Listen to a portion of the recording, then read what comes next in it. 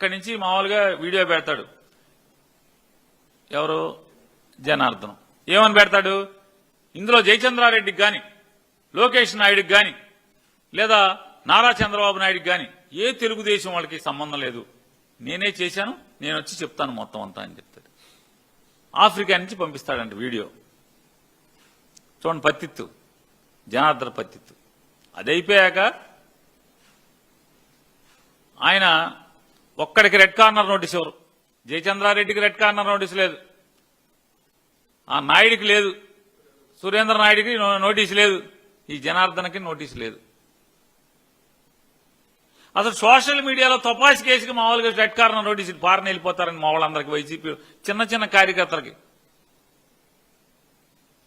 మావాడికి మామూలుగా కారు కూడా ఉండదు, మోటార్ సైకిల్ మీద తిరుగుతుంటాడు, సైకిల్ మీద తిరుగుతుంటే వాడికి రెడ్ కార్నర్ నోటీస్ ఇచ్చేస్తూ ఉంటారు. ఏంటంటే అల్లరి, వైసీపీ కూడా అల్లరి చేయాలి. మరి వీళ్ళకి ఎవరా రెడ్ కార్నర్ నోటీసు?